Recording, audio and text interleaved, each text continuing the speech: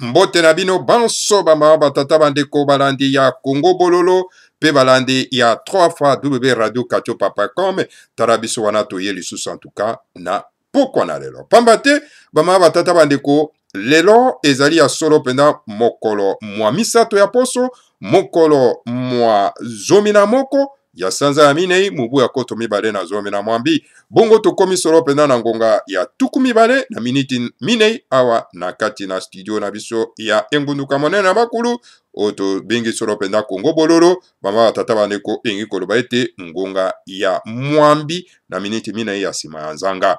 En tout cas, matondo mingi na bino banso bama batata bandeko bozwi penza litomba ya kofanda po ete buko ya kolanda biso esika wapi toyaka na bagobele ya Congo Bololo na montagne na ngomba ya Kailu po ete tokoka komelisa na baoyo baza nango na bosenga.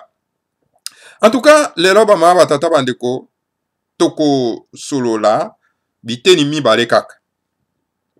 Biteni mibale kaka toko banda nano na mwa introduction après bama batata bandeko toka koleka solo penda en tout cas na Congo dieto toki kukundola kuna solo penda na bachivi ya le grand maître Fumomanda Nsemi et pa wapi en tout cas ezali kolobela biso likambo etali ya parti politique oyo ekosalema d'ailleurs kuti esi esalemi bama batata bandeko na bakolabo bakongo bama batata bandeko sika wapi bapousse bango na bapaya po ete bakoka kosala solo penda en tout cas un parti politique kolabo ezala kokolabore na Hippolyte Kanambe. Alors bama batata bandeko yango tokoswa lelo kasi po tokoka kobandela masolo mabiso bama batata bandeko donc tokobanda nano na likambo etali solo penda en tout cas guerre bitumba oyo penza toza komona penza na miso na biso elingi penza kobanda na miso na biso penza tozotala bama batata bandeko wana mokili ya bamindele. Alors ba télévision na bango eza koloba eloko te bama batata bandeko et pourtant en tout cas bato oyo baza kotanga solo pena en tout cas ba news donc ba information en tout cas baza komona vraiment que non tozokenda vraiment proche na bitumba na kati na mikili na poto batata bandeko. Donc voilà bitumba entre ba américain na ba russe na kati na mboka ya Syrie bama batata bandeko. Donc bango baningi bakenda komeka ba biceps na bango kuna na kati na mboka na Syrie terrain neutre o bazwi po bate bakenda kobetana makofi kuna bama batata bandeko bana lisanga atimati. Donc vraiment botala bino moko boyo babingaka donc ba frères aînés en technologie et voilà les frères aînés en technologie azali bagarre lokola ndenge le grand maître Fumomanda Nsemi azali koloba alobaka tango iso bama batata bandeko.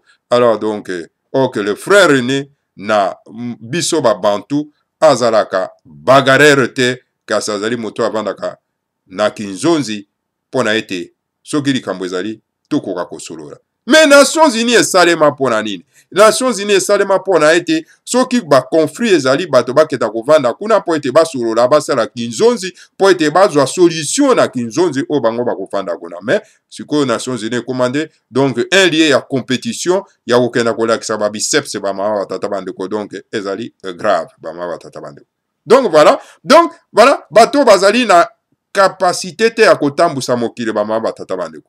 Yango toza koloba na bango ba dégager baza ba médiocre ba dégager batika place non pas na race bantu po ekoka kotambusa mokili bama batata bandeko parce que tango mwana ya race bantu tango ya komi na bososoli donc a récupérer solo penda bosomi na ye a récupérer solo penda en tout cas donc ekibo moto na ye a récupérer solo penda en tout cas donc bokonzi na ye bama batata bandeko a récupéraka solo pena en tout cas bama batata bandeko ki yaya na ye na kati ya mokili oyo yango wana en tout cas kimiande ekoki kokoma bama batata bandeko. Donc voilà ceux qui se disent les frères aînés de la technologie tala bango wana baza en tout cas ko se préparer po bakena ko bundana kati na mboka ya baninga epa wapi en tout cas kunande bana basi nde bakoya kokufa na esika wana bama batata bandeko e mokili eza ko observer d'une manière silencieuse bama batata bandeko. Donc dans 72 heures ou dans 48 heures bama batata bandeko bokoyoka bino moko e yindi kuna na mboka ya Syrie et pas wapi en tout cas les deux grandes puissances banzoku mibale baza kolinga bakenda ko s'affronter na terrain o bango babengi terrain neutre bama batata bandeko. Alors donc alors bamama pe batata baleki to observer situation na bokebi nyonso bama batata bando tala information oyo nakoki kopesa bino yango wana bino moko bolanda bainfo d'ailleurs kutu bazoloba yango vraiment en profondeur te na bamédia na bango alors donc mpona ete bana na bango bandeko na bango bakoka koyeba te mayema azali koleka kuna bama batata bandeko. Alors donc voilà, biso toza ko dénoncer yango avec force bama batata bandeko bana lisanga atimasi wana azali comportement ya ba frère aîné ya technologie te oyo bakoki kosala biloko ya ndenge wana parce que technologie oyo bango bazwa yango bama batata bandeko ezali le seigneur ya Congo moto apesi yango me apesi yango te ke po ete bato bakoka kosalaka bitumba na yango. Alors donc wana ekomi nde bakomi koabize bama batata bandeko bana lisanga atimati donc maye oyo le grand maître Fumumanda Nsemi alobaka tala yango wana tolingi tomona yango na miso bama batata bandeko. Voilà un peu en gros oyo nalingai solo mpenza en tout cas koyebisa nano bino yango wana bama batata bandeko donc bozala kaka na miso ya kofungwama kotala matoi koyoka komona ndenge ni makambo maza koleka. Voilà bama batata bandeko bana lisanga atimati. Alors toleki solo pena en tout cas na likambo etali la République démocratique du Congo oyo to bengi yango na Congo ya sika la République fédérale du Congo. Alors bama batata bandeko toza koyoka baimboka bavandi silencieux liloba ezali koloba mate bama batata bandeko. Le grand maître Fumumanda Nsemi alobaki na bino ete soki bokolanda oyo ngai naza koyebisa bino te bokosala pe eloko moko te awa. Depuis liloba ya ntumwa na Nzambe alobaki omoni te ke mboka ekomi moribon baza na miso ya komona kasi baza komona te baza na matoi ya koyoka kasi batie na bango zero balingi koyoka te bama batata bandeko baza na monoko ya koloba kasi baza koloba te bama batata bandeko.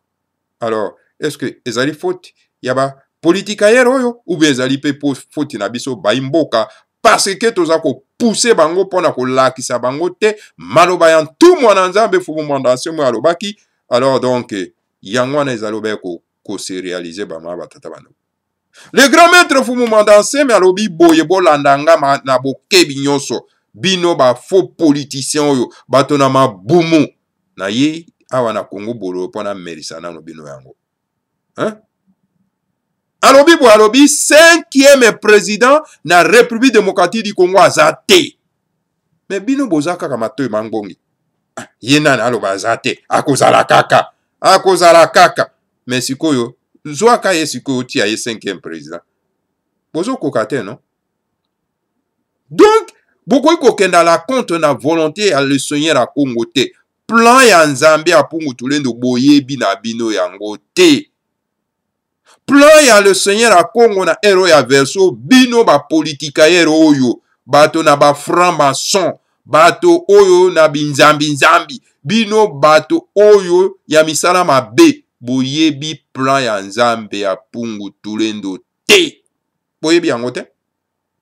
Et le seul qui connaît ce plan, et le seul qui a la clé d'ouverture pour la République démocratique du Congo, c'est Fumumanda Nsemi. Aller loin de Fumumanda Nsemi, et lingi ko perdre temps pamba, ko perdre ngonga pamba, ya kolukaka solution musika pendant que bokozo yango te, et pourtant solution ezali pemene pande kona bino, le frère aîné de la race. Alors matoi mangbongi. Tozo ganga na Congo bololo. Bozo mwana on dirait que biso tokomi bato maboma.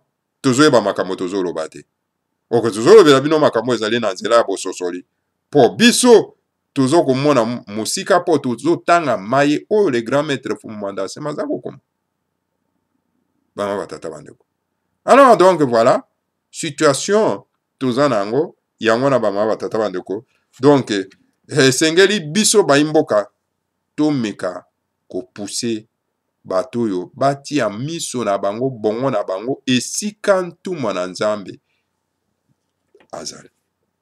Boyebi yango malamu bama batata bandeko na bamboka nyonso tu soki eza na pasi bazaka toujours na mokambi oyo akokamba bango mpo na ete akoka kolongola bango na pasi. Nayokaka bandeko mosusu baza koloba oh non biso toza na biso tozobunda me toza na besoin ya leader te. Aucun pays au monde a se libéré sans leader. Boye bisanga tamboka moko. Bo pesanga exemple bino. Hein? O boye bakana bino makambo te. Bo pesanga exemple moko. Aucun pays au monde a se libéré sans leader na bango. Tout pays où se libéra na situation grave, dramatique, azalaki toujours na un leader liboso. C'est un leader ezali Mokambi. Et Mokambi azali nani? C'est un visionnaire. Ou azako mona musika maebino bo boza kolanda bozo mona ete. Les grands maîtres Fumwandase me disent toujours à haute voix à chaque fois que non, suivez-moi comme un cadavre. Et suivez ngai, landa ngai na maimanso o nazali koloba pamba te na kotika bino na esobe te, na esanga te, na zelo te. Alors bama batata bandeko. Alobi abakisi, abi aussi longtemps que boko landa maye oyo nga naza koloba na bino te, boko sala pe eloko moko te. Est-ce que bozo sala eloko te? Alors le grand maître Fumwandase Ambe, 5e président azali te. Hein? Azate. Bino mozako bozo lobelaka biso makama maponami. Onon tokenda na maponami. Les conditions ne sont pas réunies pour que tokenda na maponami. Toutes les conditions ne sont pas encore réunies pour aller aux élections. Alors, si quoi maponami bozo tina biso tokenda ngo ya ndenge ni? De maponami bakre? Oui, koya komema biso isusu na tuerie ya population parce que tout le monde va contester. Et il y a un risque de guerre civile et qui va encore amener nos frères et sœurs donc aux débandades, à la fuite de leur propre pays et à la tuerie. Parce que bino boyo karate. Bolobi ke botangi pe bakelasi bama batata bandeko. Bolobi ke botangi pe bakelasi ya minene. Yango bakelasi yango botanga yango ezali ya ba corruption bokena kuna bofutaka ba corruption bapesaka bino ba diplôme ya lokuta. Ah bama batata bandeko. Oui, d'accord, toyokaka bino bolobaka monoko ya bapaya langue ya Molière. Langue ya Molière, so na bi Molière ezali lemba te, lemba yaza escroc. Yakenda koyiba kombo ya bato mususu. Azana esclave mombu. Yango na ke olata kombo ya mutu. Azambwa. Po mbwande mutu nde bapesaka mbwa kombo. Me mbwa apesaka mutu te. Ba nyonso tu balata ba kombo ya bapaya. Baza ba mbwa ba mama tata bandeko parce que bapesa bango ba kombo na bato mususu. Po biso bato nde topesaka ba mbwa kombo, biso bato nde topesaka ba chat, donc ba nyao kombo, biso bato nde topesaka ba nzete kombo, biso bato topesaka biloko wana par contre yango epesaka biso kombo te. Mais aussi autant yo moto okei kozwa kombo ya bapaya olati, ça veut dire que balati si yo kombo wana oyebi ata origine yango te, oyebi ata tina yango te, explication ndimbolo oyebi yango te, donc okomi na yo mbwa. Donc voilà bama batata bandeko bana lisanga atimati.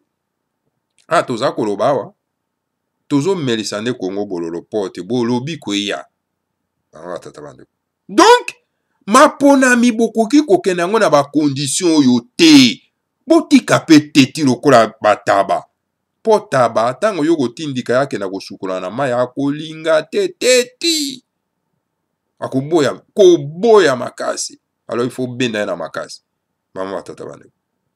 Donc, ma ponami, à l'heure actuelle, je vous l'ai dit franchement, ils allaient perdre ya temps, tout ko perdre temps na bisote, ya ko lobela ka na kate na ba imbunda ka ma ponami. Non.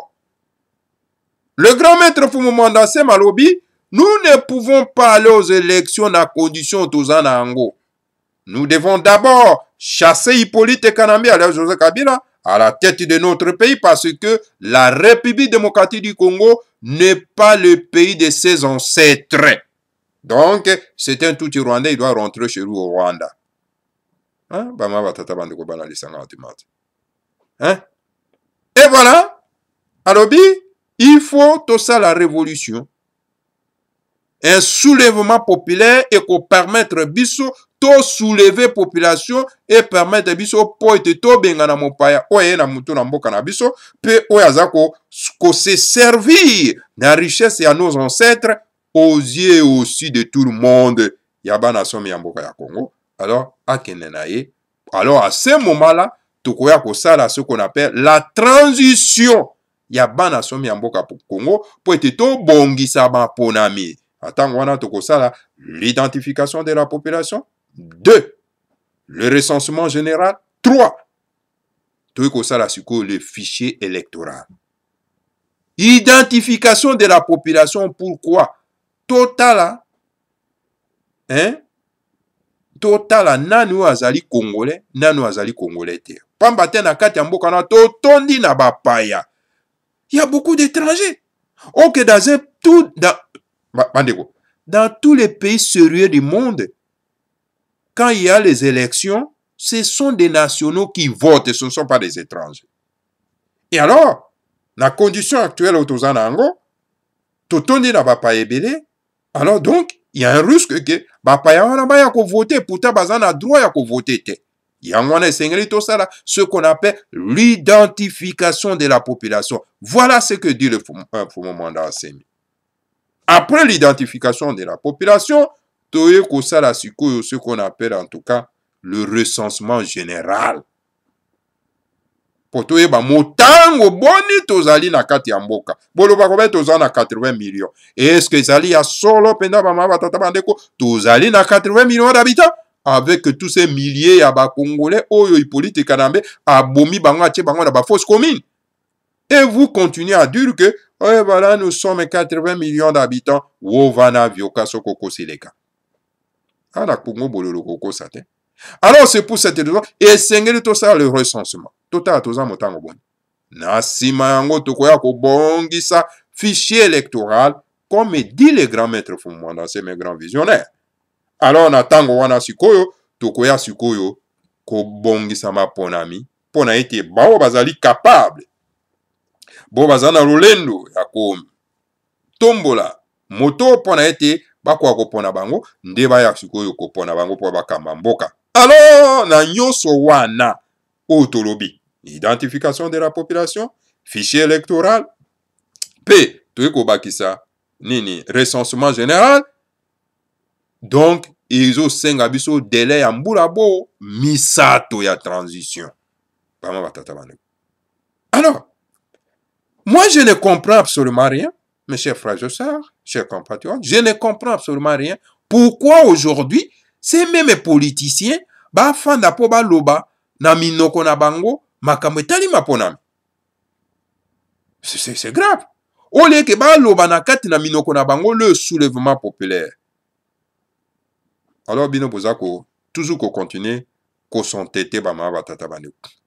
Bozo continue, c'est-à-dire que bozo memamboka na éclatement. Alors éclatement quoi ya? Je vous l'ai dit, Hippolyte Kanambe a kota qui n'apporte a koti. Mais akoluka ndeng ekuke nini oyo ya kobimela batata bandeko. Akoluka ekuke. Est-ce que ayoka lingala? Akoluka ekuke oyo ya kobimela. Akoti malamu. Sikoyo nzera akobimela. Ekokoma pasi bama batata bandeko. Na libota na yemobima. Ekokoma pasi. Dit le grand maître Fumumanda, c'est bama batata bandeko bana lisanga antimanti. Toyo kamaye oyo le grand maître Fumumanda c'est mazakolo. Toyo kamaye oyo azali kotea. Soki tolingi to sauver mboka wana. Soki tolingi to garder cette unité de façade. Poto kwa ko bongisa yango, to moderniser yango. Alors boyo kamaye oyo le grand maître Fumumanda c'est mazakolo. Mais azo pressé na 2 heures te. Azo pressé na mitu ya bato. Et que ndambo ya bato wana batanga, bien que tout le monde n'a pas étudié, bien sûr, bama batata bandeko. Ndambo bato batanga. Alors moi, quand j'attends parfois bama batata bandeko, motoloko la oyo, comment il s'appelle? Mende, qui dit que, pas Mende, c'est comment, oui, Ezala, Mende, Ezala, oyo, encore un autre, criminels et terroristes na kombo ya Atundu. Oh, nous sommes dans un pays de droit. Et puis azolo bango na ba etando ya bapaya sans vergogne. Yango bato ba kimisa soni wa.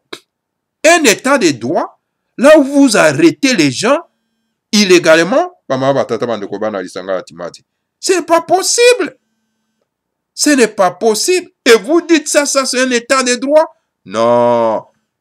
En tout cas, au moins qu'on a prêché, liloba yandeng wana na ba mikomboso oyo baza na kati na zamba mama tata bando. Et non na bato oyo baza lokola yo pe baza kolandela makambo ndenge eza na kati ya mboka.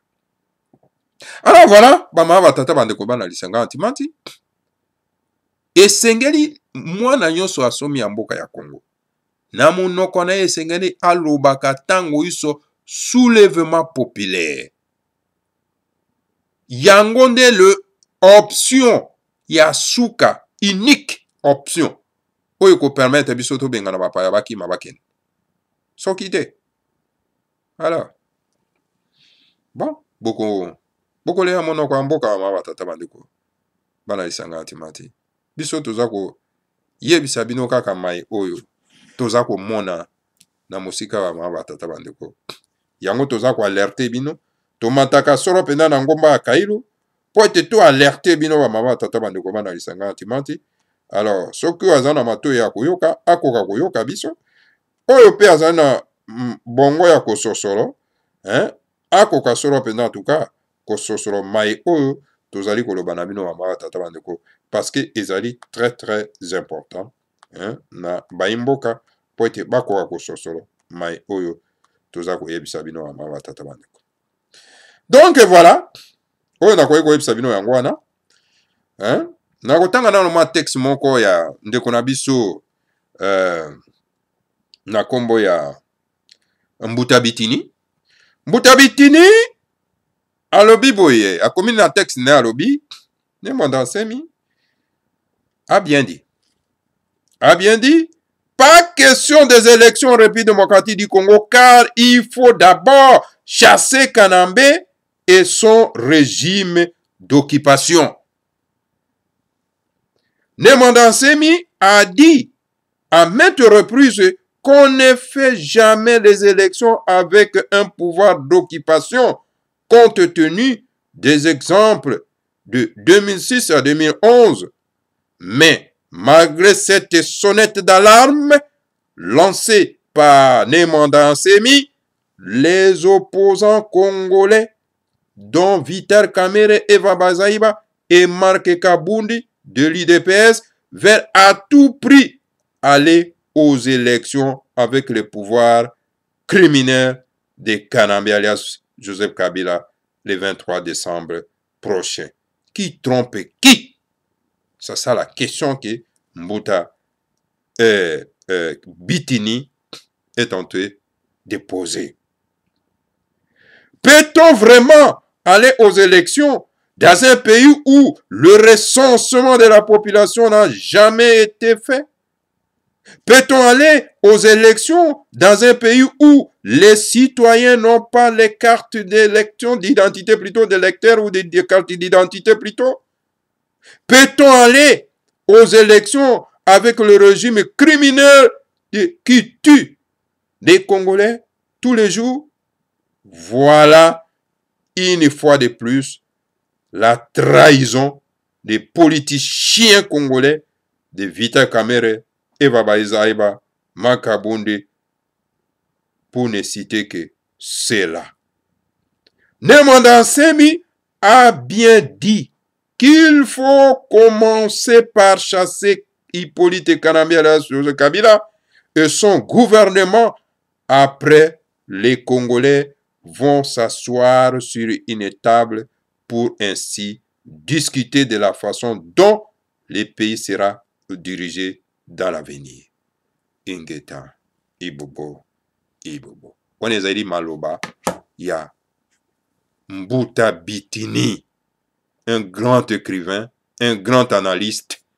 Il y a situation politique en Bokanabiso. Donc,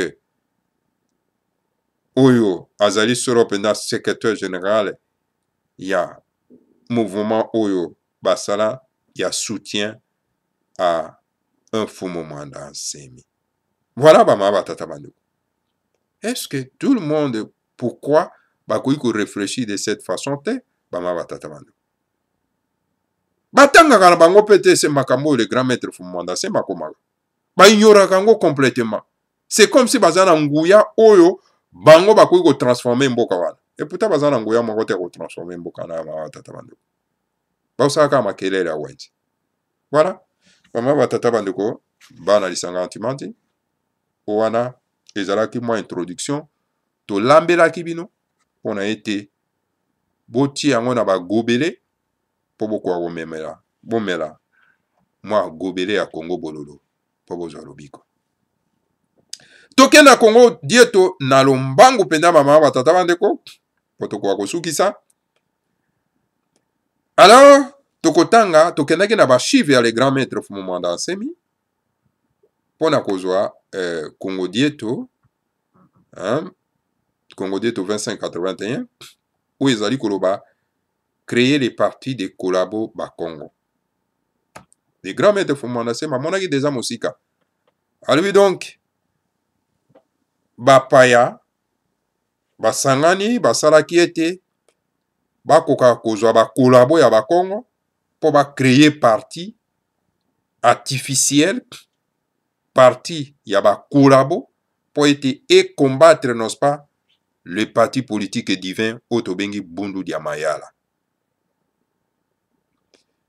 Alors, la Belgique a demandé aux collabos Bakongo qui collaborent avec l'actuel régime de Baswahili, commandité par la Belgique, de créer un parti de traîtres Bakongo qui va se mettre à combattre le parti Bundu dia Mayala de Nemwanda Nsemi. Donc, la Belgique a zui bakolabo Bakongo ayebisi na bango abitala esengeli bosala solo penal lingomba mosusu ya politique pona ete bokoka kobundisa solo penal, en tout cas le parti divin lingomba ya nzambe oyo tobengi yango Bundu dia Mayala po yango eza kotia biso panze moto panze likolo mingi. Qui sont les collabos Bakongo? Motuna etunami. Les collabos Bakongo sont des traîtres Bakongo qui partent dire des mensonges auprès du politique Kanambe, alias José Kabila, afin de l'opposer aux nationalistes Congo, guidés par Nemwanda Nsemi, le grand nationaliste Congo. Banani wa bazaba banguna ba traître Bakongo ba collabo ba collaborateur. Ba collabo Bakongo ezali banani? Eza ba traître bato ba teka mboka mabele o baza kokenda koluba makama lokuta epa ya Hippolyte Kanambe pona ete bakoka solo penda koopose bango na ba vrai Bakongo baza kobundela mabele oyo baza kolanda le grand maître Fumanda Nsemi ou azali un grand nationaliste. Bama batata wande ko limbisi. Tosoba kokoba. Tokena point 3. Ces traîtres Bakongo ont pour nom Fouani, Mbadou, Kiakwama, etc. Les noms des autres traîtres suivront. Basé Bele, totangi kaka oyo wana, ba traître bateki ya mboka bateki ya mabele. Na kombo wa Fouani Mbadou, Kiakwama. Alors bama batata bandeko. Basé Bele, Motango et Kolanda. Ce sont ces traîtres qui partent plutôt dire des mensonges à Hippolyte Kanambe afin de l'opposer à Nemwanda Nsemi et au groupe des nationalistes Congo qui défendent les intérêts du Congo central et son peuple. Bobo Sanaté Congo Dieto, le grand maître Komaki en 2016. Donc, albi ba traître wana bazaba toyo bato na lokuta babuka kaka lokuta bazokende pa Hippolyte Kanambe ko buka lokuta po ete bakoka koposer en tout cas bango na Nemwanda Nsemi na groupe ya ba vrai nationaliste o bazali ko défendre solo penda ba intérêt ya Congo central. Ces traîtres sont tenus, hein, volume ici, numéro 5, ces traîtres ont tenu une réunion des traîtres Bakongo dans une salle d'une maison de Kiakwama en Banzangungu. Ce sont des pareils mensonges qui ont conduit le Bolimbisi, Bolimbisi, en tout cas, Tomeka.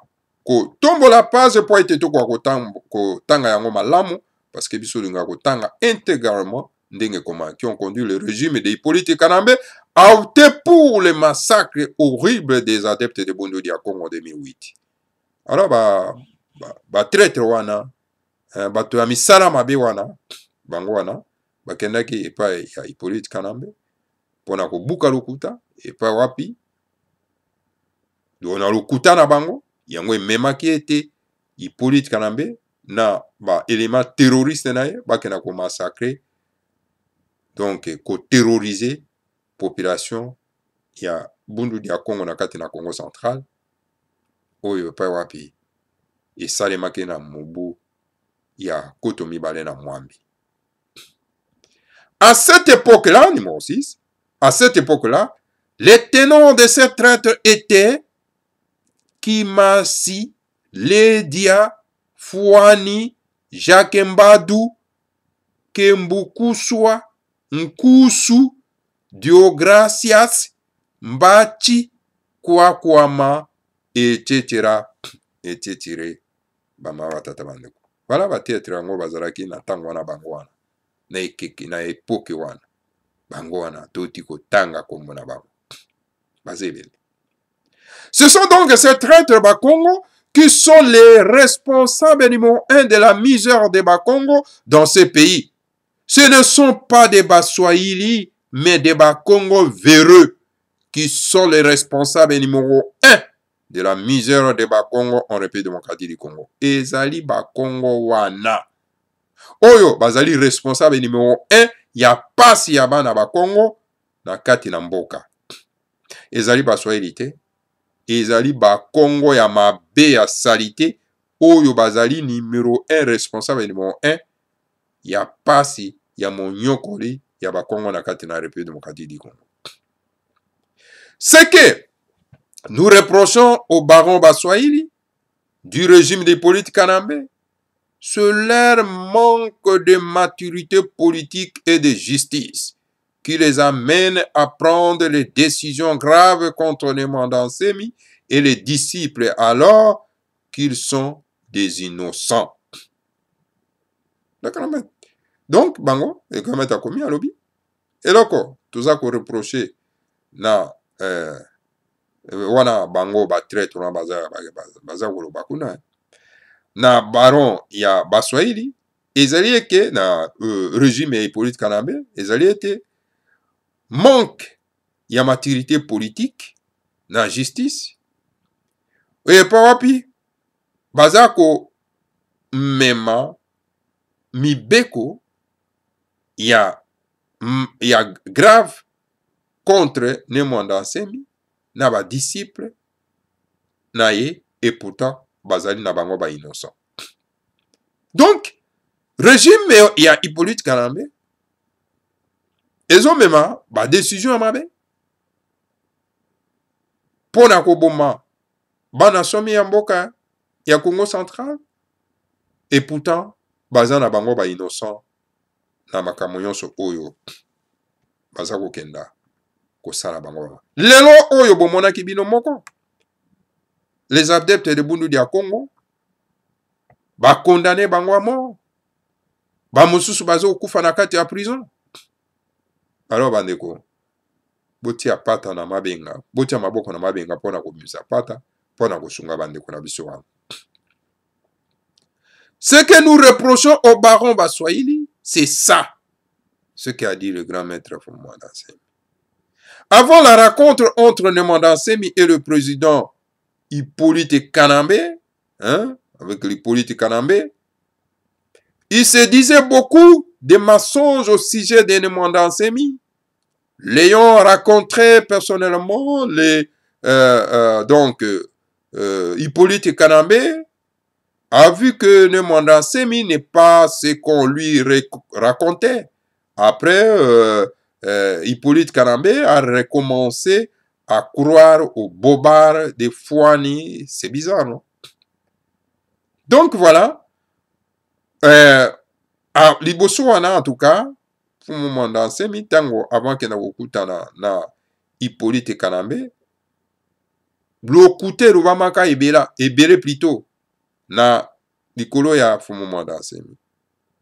Mais tanga kutanaki na Hippolyte Kanambe personnellement, Hippolyte Kanambe a moni que non, mais écoutez, Fumumanda Nsemi ezali moto oyo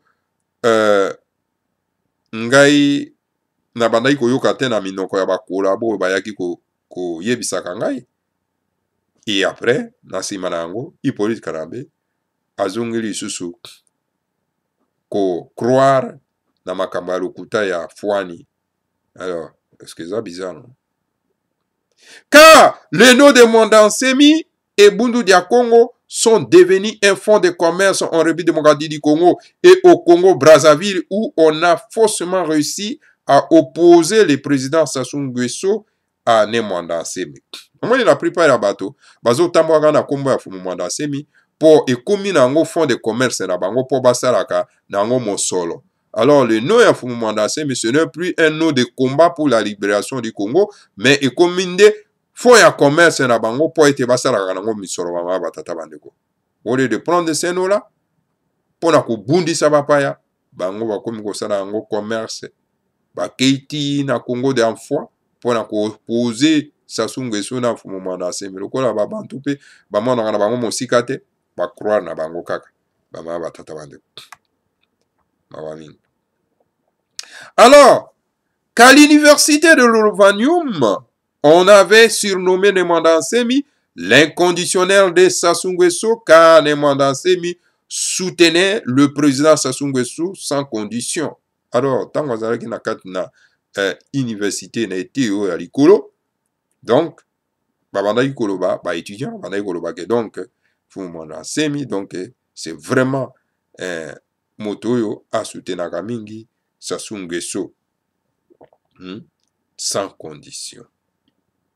Pour avoir réussi à construire plusieurs ponts au Congo-Brazzaville dans toutes les régions du pays, ainsi pour Nemwanda Nsemi, le président Sassou Nguesso est comme lui, Nemwanda Nsemi, sur la ligne des génies créateurs. Comme Nemwanda Nsemi a un pouvoir régénérateur qui améliore toute personne qui est en contact fraternel avec lui. Sa collaboration avec le président Sassou Nguesso, donc, va, en tout cas,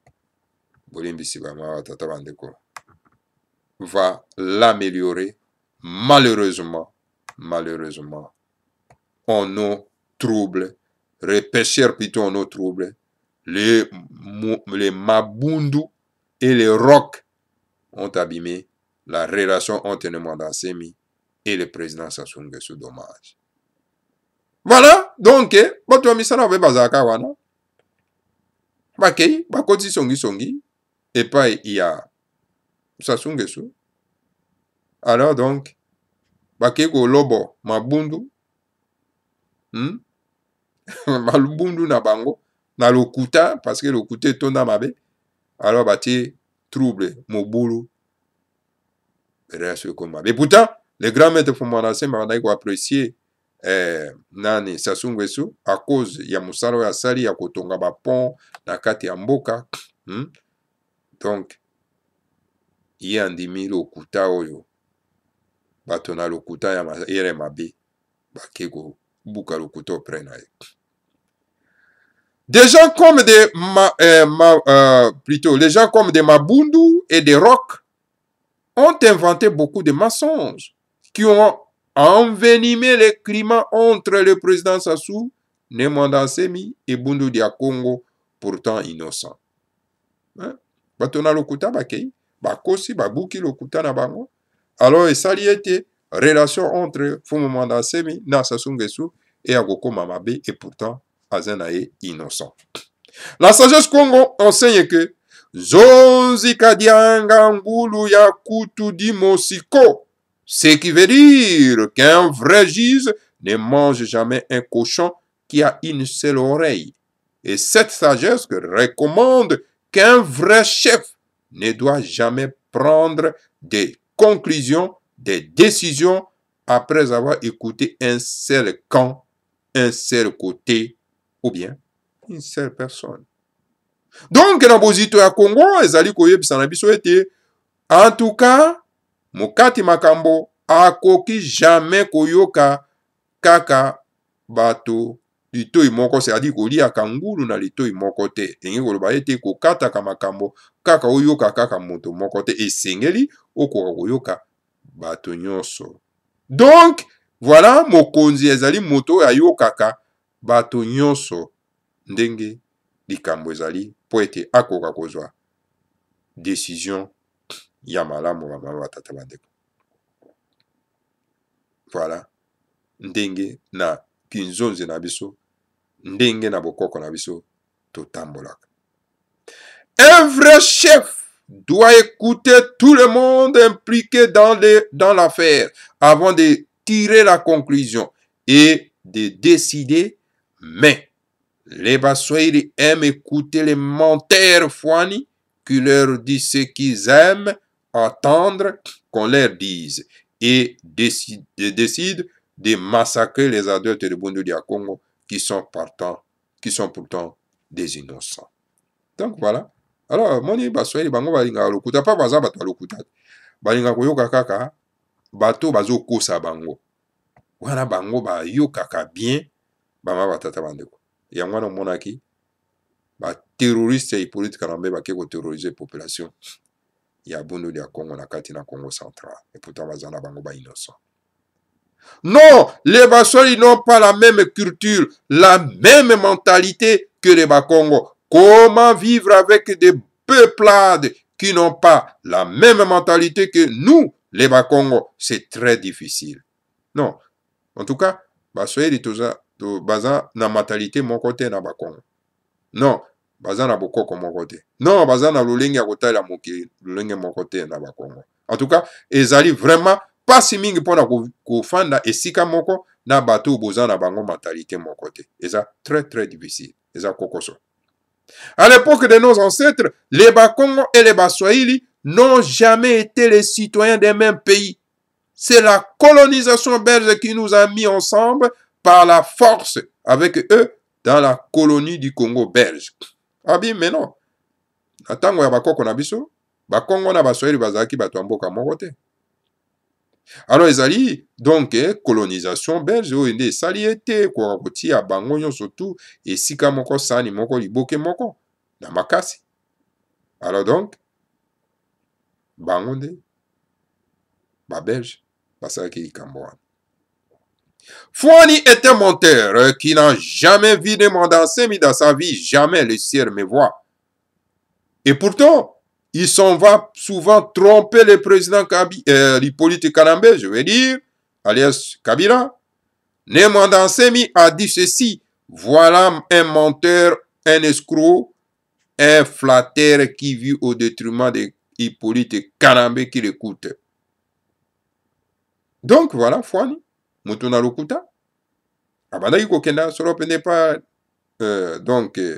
Ye atika jamais komona en tout cas fumomanda nsemi jamais na kati ya mokili abina tombo misape na ngami ba likolo et pourtant aza kokende pa Hippolyte Kanambe pona kobuka lokuta koloba ete fumomanda nsemi alobi et pourtant nyonso wana eza lokuta parce que c'est un escroc ou aza ko vivre akolia mosolo na ye na lokuta ya kokende kobuka ka lokuta epai ya Hippolyte Kanambe et Hippolyte Kanambe il aime écouter les mensonges Makamarokuta parce que les a domaine.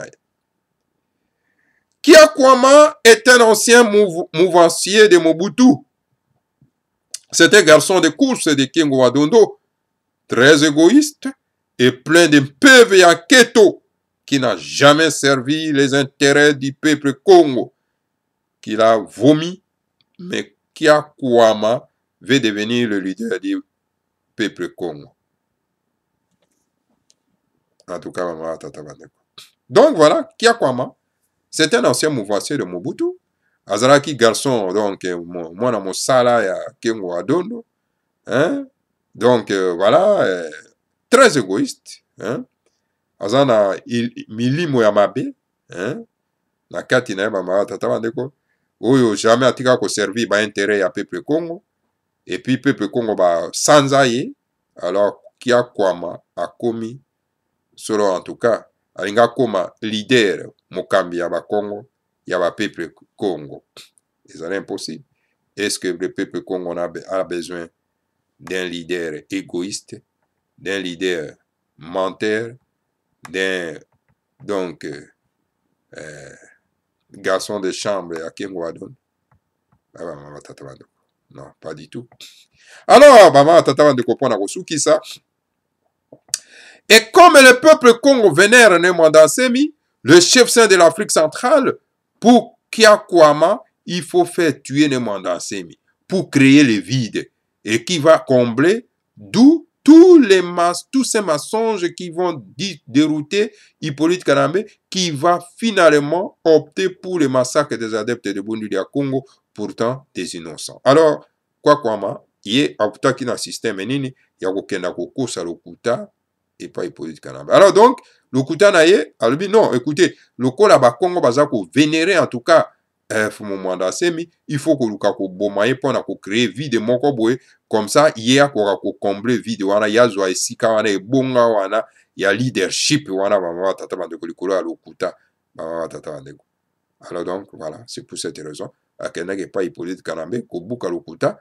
Alors natango wana baye kozwa mokano ya kokenda ko massacrer adepte ya Bundu ya Congo et pourtant bazaki na bango innocent.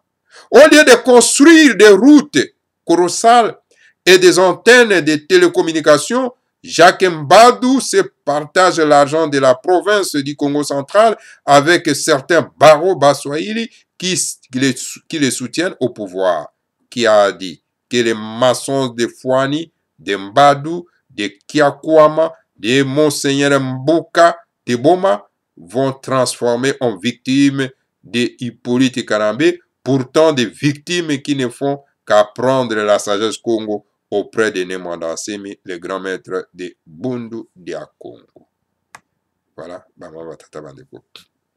donc voilà, au lieu kotonga banzela ya minene, ba autoroute na kati na mboka, ba moyen ya communication, donc ba télévision, tout ça là, ba radio, Jacques Mbadou alias Jacques, donc azako kendande ko zwa mbongo ya Congo central ko kabola yango, en tout cas na ba baron ya baswahili baza ko bebisa mboka ya Congo. Alors donc voilà, ezali mawa mingi. Alors tala lokuta ya Fwani, ya Mbadu, ya Kiakwama, alors ya Mbuka. Oh, la combo soit entre guillemets monseigneur, il n'est pas monseigneur. Son seigneur. Ah, seigneur naï. Mbuka. Mbatona biyamba. Alors voilà, bakota na lokuta batata bande. Kopo yebake makamango ezaka lokuta ya kozalaka na biyamba bapaya. Alors donc son seigneur Mbuka ya boma motona lokuta. Et pas wapi batuka ba transformer en tout cas batata bande ko. Mboka ba bebisi mboka. Ba transformer en victime Hippolyte Kanambe. Et pourtant ba victime ba tata ndeko o bazali na lolenge na bango ya kokenda ko apprendre la sagesse Congo ba tata ndeko près ya Mwanda Nsemi, les grands maîtres de Bundu dia Congo. Par millions, le peuple Congo central, vénère Mwanda Nsemi et va à son appel gratuitement, tandis que pour avoir des gens à ces meetings, le PPRD, donc le parti du peuple rwandais pour la démocratie, le parti de Hippolyte Kanambe est obligé de leur donner de l'argent. C'est bien connu des Quinois. Alors, donc voilà, Bango, pour que basa la meeting na Bango, pour que bato ba kwa koya, et sengel ba kwa corrompre bato ba pesa ngo bambongo, pour ba y na meeting. Et pourtant, quand les grands maîtres Mwanda Nsemi se déplacent, font des meetings, les gens viennent gratuitement bama batata bandeko sans sous na maboko bama batata bandeko. Par millions, le peuple du Congo central vénère Nemwanda Nsemi et vend son appel gratuitement, comme je venais de le dire, tandis que les autres là, bazo kenda na bango, na sima misolo. Na sima misolo. La Belgique a demandé au traître Bakongo de fonder un parti politique et de collabo qui aura comme mission combattre les Bundu Diamayala de Nemwanda Nsemi. Alors la Belgique a dit non. Écoutez, pour réussir ko buka eloko Nemwanda Nsemi asali to bengi Bundu Diamayala et sengeli suko to luka ba Congo collabo. Ba Congo mito et beba et zika. Alors comme ça, toko sunga bango na ba moyens financiers pour ba créer parti politique mosusu oyo ko concurrencier na Bundu Diamayala. Il y a le grand maître Nemwanda Nsemi. Mawa Kiadi. Bameka nzoto,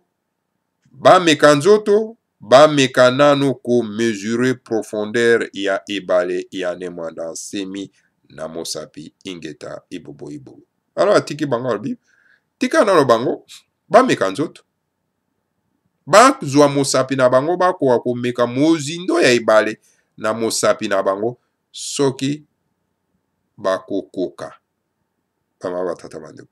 Donc voilà, qui Congo Dieto écrit par les grands maîtres Nemwanda Nsemi, et Zalaki n'a né 2016, le 6 juillet 2016.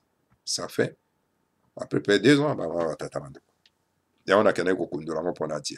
Na kundoli yango ponati yango likolo amesa pona nini? Alors c'est tout simplement parce que bozo mona ba parti politique satellite où eza koya contre ko bundisa Bundu Diamayala et comme ebele bama batata bale.